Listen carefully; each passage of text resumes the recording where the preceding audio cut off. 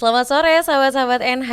Kembali lagi di episode edisi Ngopi Sore bareng dokter. Nah, pas banget ya. Saya dulu jadi inget dulu pertama kali saya masuk National Hospital itu awal-awal banget ketemu sama dokter cantik ini. Sekarang kita ngobrol lagi nih. Kalau dulu ya dok ya kita ngobrolnya tuh tidak bertatap muka sih, cuma di balik masker ya dok ya. Benar. Sekarang sudah lihat betapa cantiknya dan ya tapi tetap kita harus menjaga protokol kesehatan ya dokter ya. Nah, dan sore hari ini di episode aku sudah bersama-sama dengan dokter Erika, spesialis kejiwaan. Betul ya dok? Benar, Mbak. Dokter hari ini sibuk ya? Ya, apa sih yang nggak untuk NH? Aduh, sempetin loh sampai aku tuh tungguin banget. Dokter, ayo kita janjian dong dok. Kita bikin materi karena di sahabat-sahabat Ena udah banyak yang request nih dok. Baik. Mengenai materi hari ini yang kita bakalan bahas ya dok ya, gangguan mental pada lansia. Baik. Ini banyak sekali nggak dok yang tanyakan mengenai ini gitu? Atau mungkin pasien-pasiennya dokter? Baik. Seiring dengan perkembangan ilmu kedokteran yang memang sudah tak terbendung di seluruh dunia, mau nggak mau kita harus berhadapan dengan meningkatnya jumlah lansia di seluruh belahan dunia, Betul. termasuk di Indonesia. Begitu. Nah, organ yang menua itu pasti seringkali juga menimbulkan penyesuaian baru, dan itu yang seringkali nggak setiap orang bisa menyesuaikan dengan gampang, sehingga acap kali menimbulkan suatu gangguan seperti itu. Oke dok, sempet ya, bukan sempet juga sih, sering kali orang-orang tuh bilang, ini sebenarnya mitos atau fakta, ini saya mau tanyakan ke dokter ya dok ya. Seiring berjalannya waktu ya itu tadi sudah sempat dokter sebutkan bahwa ya akan menuju pada usia yang lanjut gitu ya, atau Benar, lansia ya. gitu ya. Terus ada nih orang bilang kalau udah tua biasanya sifatnya itu balik ke anak-anak. Nah itu sebenarnya mitos atau fakta sih dok? Ya, mitos dan fakta. Gimana tuh, Artinya Dok? begini, perilaku itu sebetulnya kan hasil kerja dari otak kita, begitu ya. Yes, betul. Ya kan, otak kita yang berpadu dengan pengetahuan, wawasan, budaya dan lain-lain. Nah, bila otak ini menua, karena saya tadi bilang, Yeah. kita tambah hari pasti tambah menua, begitu Yeah. ya. Pasti juga bisa terjadi perubahan fungsinya. Nah, perubahan fungsi itu tergantung juga dari kematangan seorang pribadi, disikapi bagaimana. Tapi bila perubahannya itu bersifat memang cepat begitu ya, dan pada tempat-tempat tertentu yang luas begitu, itu bukan tidak mungkin menimbulkan gangguan. Itulah yang tertangkap oleh orang awam, kok ibu dan atau ayah saya berubah ya, Iya begitu. betul, banyak anggapan seperti ini sebenarnya mitos dan juga fakta sebenarnya ya. Oke dokter, nah kita mau ngulik-ngulik lagi nih dok. Sebenarnya tadi kan sudah dokter sebutkan bahwa itu berarti fungsi otak ya kan. Iya. Betul. Nah sebenarnya gangguan kesehatan mental itu, kita balik lagi dok, itu sebenarnya seperti apa? Boleh dijelaskan sedikit karena orang-orang tuh sedikit-sedikit bilang pasti mental health itu tuh kesehatan mentalnya terganggu. Nah Kena mental kalau iya, bahasa anak bener. sekarang begitu ya. Oke dok, Iya. silakan. Pertama kali dipahami ya, emosi itu bukan sesuatu yang kayak sakit begitu ya. Emosi itu bagian dari diri kita sebetulnya, dari suatu kodratnya seorang manusia. Coba dulu Mbak Yesi, kalau Mbak Yesi kalau mau ujian cemas atau tidak? Iya, deg-deg dok. Iya kan? Jadi ada deg-degannya, Betul. Mau takut nyontek di mana ini? takut iya bisa enggak, Iya, betul. lulus enggak, begitu ya. Dapat nilai berapa? Iya. Gitu. Atau kalau orang itu melakukan kesalahan, Yes. pasti takut dong gitu, takut dimarahin, takut mendapat sanksi. Nah, Betul. itu justru harus begitu ketika seorang itu mau ujian. Normal Ya ada berarti ya, cemas-cemasnya. Ya, justru kalau nggak cemas itu harus saya pertanyakan, itu pasien saya atau tidak, begitu ya. Iya, betul. Tetapi apabila emosi itu sangat mengganggu sehingga orang itu tidak bisa melakukan tugasnya, mengganggu interaksinya, Yes. dan sangat berlangsung terus-menerus sampai dia tidak bisa melakukan hal yang lain, itu batasannya. Jadi sudah secara umum mengganggu aktivitas dan kualitas hidupnya. Di situ mulai ada gangguan. Demikian juga dengan thinking ya, cara berpikir seperti itu. Jadi gangguan mental itu adalah gangguan dalam ranah emosi, pemikiran dan perilaku, di mana dengan adanya hal tersebut mengganggu aktivitas harian, tidak bisa berelasi dan berinteraksi, tidak bisa menjalankan fungsinya dan lebih kualitas hidup yang akan terganggu. Seperti itu. Itu batasannya. Oke, baik dok. Nah tapi dok, kita kalau misalnya ngomong soal gangguan mental, apakah itu hanya terjadi di usia-usia yang seperti saya ini, usia muda, atau bisa terjadi di lansia? Tidak, gangguan mental itu bisa terjadi mulai usia anak-anak sampai akhir hidup kita. Oke. Artinya lansia pasti tidak luput dari suatu kemungkinan mengalami gangguan mental itu. Oke, biasanya dok kalau pada lansia itu gangguan mental atau gangguan kesehatan mental seperti apa yang sering dialami lansia dok? Baik, gangguan yang sering dialami lansia yang pertama pasti yang namanya demensia ya. Ya, Orang awam dibilang pikun, begitu ya. betul. Pikun itu selain gangguan berpikir, mengingat juga ada gangguan perilakunya. Satu. Kedua, depresi pada lansia. Ya. Tapi sayangnya depresi lansia itu acap kali kurang terdiagnosis karena dianggap ya lansia itu mengeluh tuh biasa. Sakit-sakit itu biasa Udah begitu tua ya. soalnya Padahal seperti itu. keluhan itu adalah suatu misalnya cara lansia berkomunikasi. Gangguan tidur itu juga acap kali terjadi ya. Jadi memendek sehingga tengah malam udah bangun dan sulit tidur, dan kalaupun tidur biasanya melaporkan aku tidak bisa tidur seperti itu. Gangguan kecemasan itu juga acap kali sampai gangguan jiwa berat. Itu juga bisa terjadi pada lansia.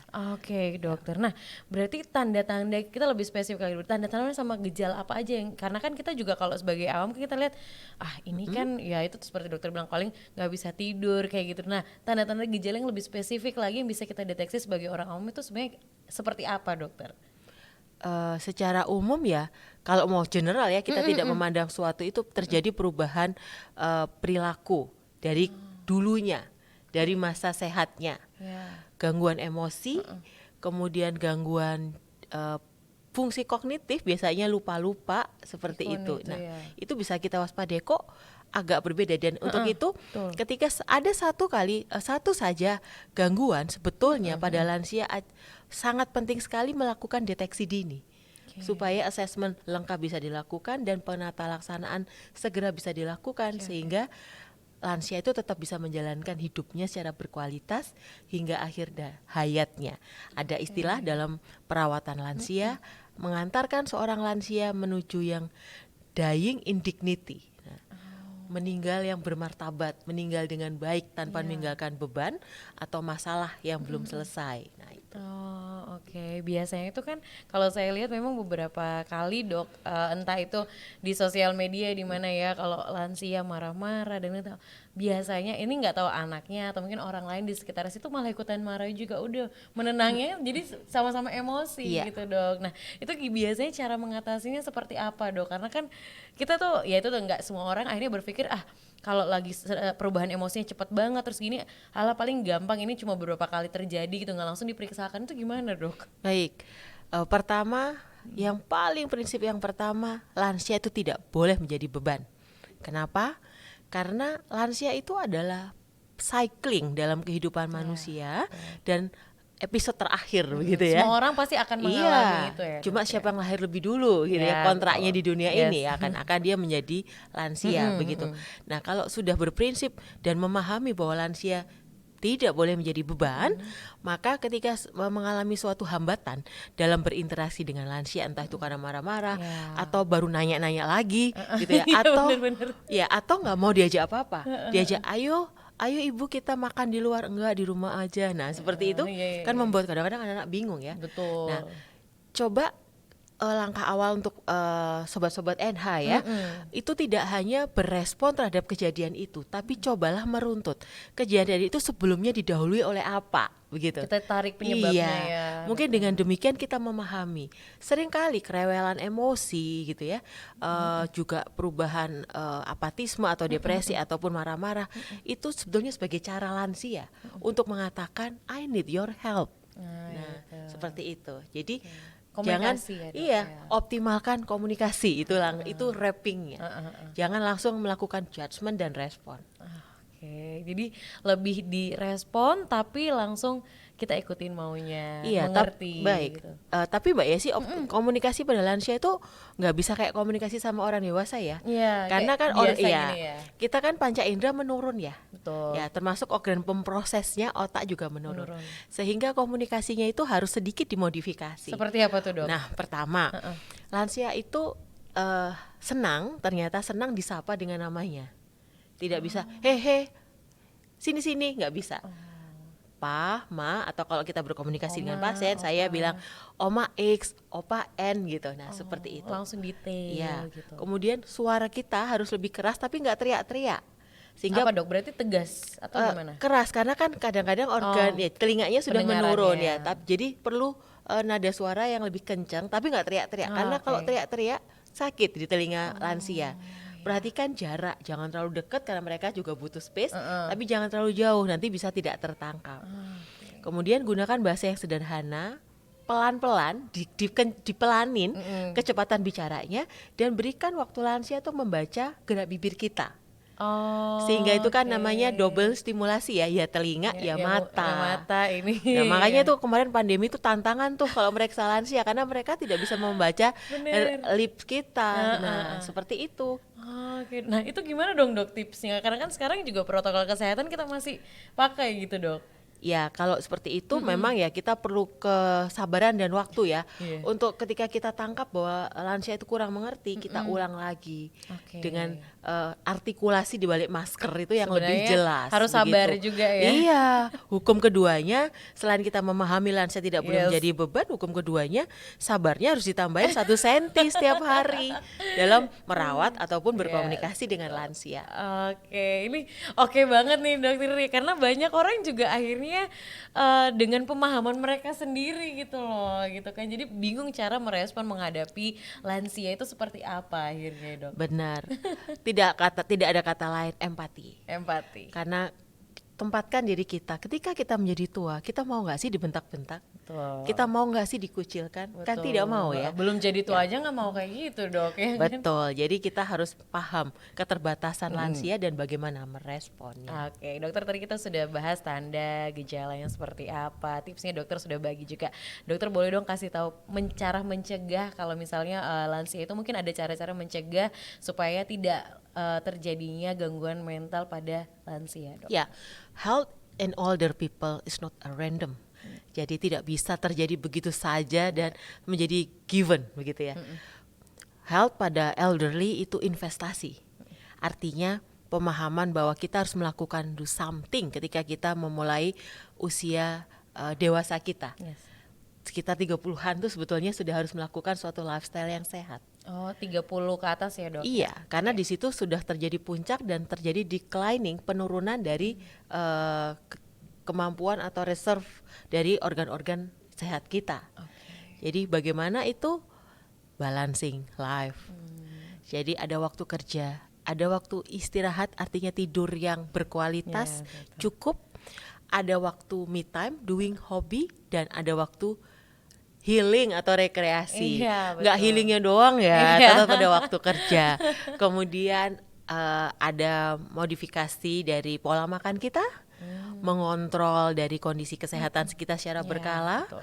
Ya, terutama tensi, gula darah, kolesterol, seperti kesehatan itu. Sendiri. Ya, dan ada satu lagi. Apa tuh, Dok? Relatif bebas stres. Kenapa kok relatif? Kenapa relatif, Dok? Karena pada dasarnya manusia hidup pasti akan terpapar dengan suatu masalah. It means stress. Tapi cara kita mengelola, melakukan manajemen stres, bagaimana kita menyelesaikan masalah, itu akan membuat kita relatif bebas stres, bukan bebas stres. Enak dong kalau bebas stres. WHO sendiri tidak mengatakan ya manusia itu harus bebas stres. Relatif bebas stres. Itu yang harus jadi ya kalau misalnya lagi stres ya udah healing aja, sesuaikan ya, gitu. Tapi harus juga lifestyle-nya dijaga ya. Benar. Tapi apabila kita sudah melampaui suatu kapasitas psikologis kita untuk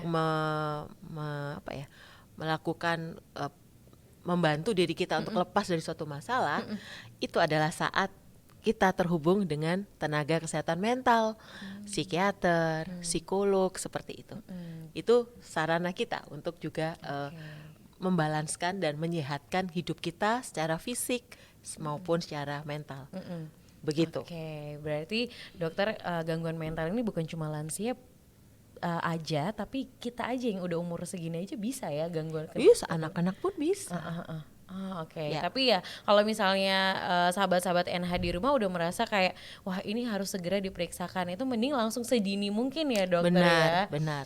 Oke. Nah kapan harus memeriksakan itu dok?